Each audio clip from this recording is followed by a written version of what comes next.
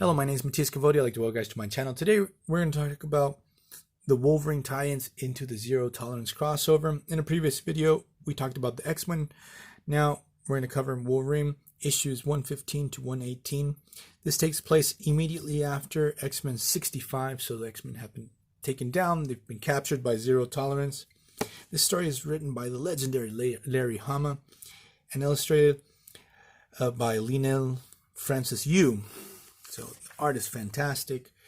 Out of all these issues, because I'm going to tell you, as I normally do, what I liked and what I didn't like about these stories.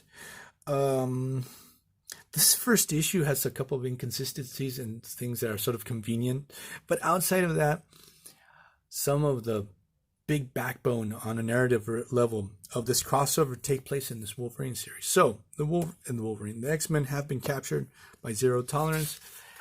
Wolverine Wolverine has died when the plane crashed, so they're going to take him to an incinerator, and it just sort of feels sort of weird because you would think like Zero Tolerance would have done their homework with Wolverine. They know everything about all the X-Men, but they neglect the fact that Wolverine has a healing factor and probably he's not dead. So that's like the only narrative part that just didn't make sense to me.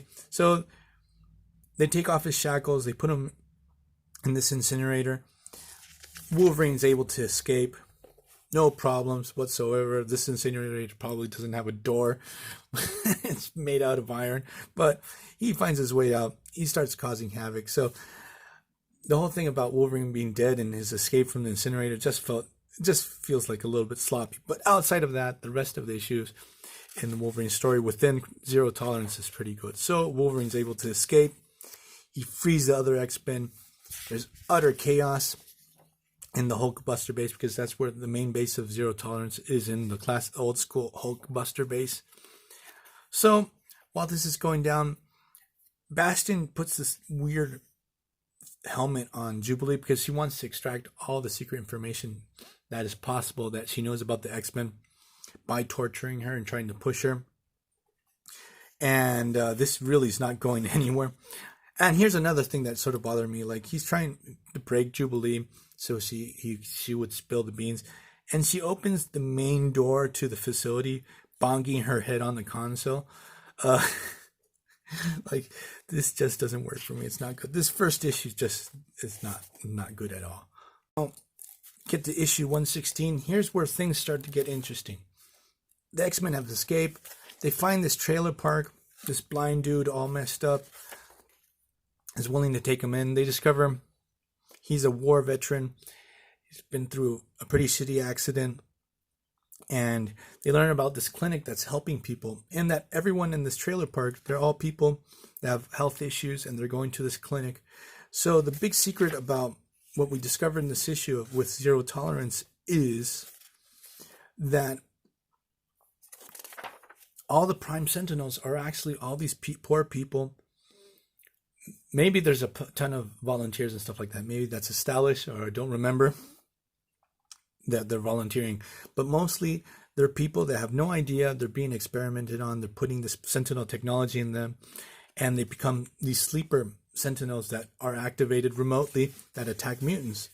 So the whole thing with the clinic, it's all a sham. They're just duping these people to become these biomechanical nightmare monsters. So that's sort of a cool concept, that Zero Tolerance is just taking advantage of these poor people that have no access to health or to medical facilities because of lack of money or for a bunch of reasons, and they just take advantage of their poor situation. So this blind guy called Mustang, helps hide the X-Men while the Zero Tolerance forces start trying to find them. So the Zero Tolerance forces are hot on the X-Men heels. They start activating these sleeper Prime Sentinels. The X-Men have to deal with it. But the X-Men now are aware that these people are innocent. They don't want to be in this situation. And how the hell are they going to deal with these killing machines without hurting them? But they have to make sure they themselves don't get killed. So they're having to deal with this moral dilemma. here we get this one really cool moment, seeing this new master mold that was being used by the Zero Tolerance. The whole design and Francis Yu's art, I just really love this interpretation of master mold. So Wolverine's able to rescue Jubilee from a Prime Sentinel, and in the final chapter is the X-Men have to deal with that their friend Mustang, this blind guy that was helping him, also is a Prime Sentinel. They're trying to reason with him, trying to see if he can break with the programming, bring him back. They don't want to kill him. They don't want to bring him down. They're able to get through to him, so he's able to break that hold of the Prime Sentinels. We have this really cool scene that they think they're being attacked by the Zero Tolerance. All these ships and Prime Sentinels are coming after them, and you see all these shield ships coming after them from behind. They're actually trying to escape from shield, but during this moment of confusion, Cyclops gets shot in the chest with this time bomb. It's like a little present that Bastion left for him. So the X-Men are rescued by shield.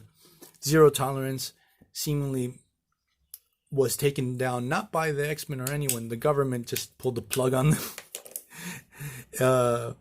It just ends really weirdly, but in a way that sort of makes sense.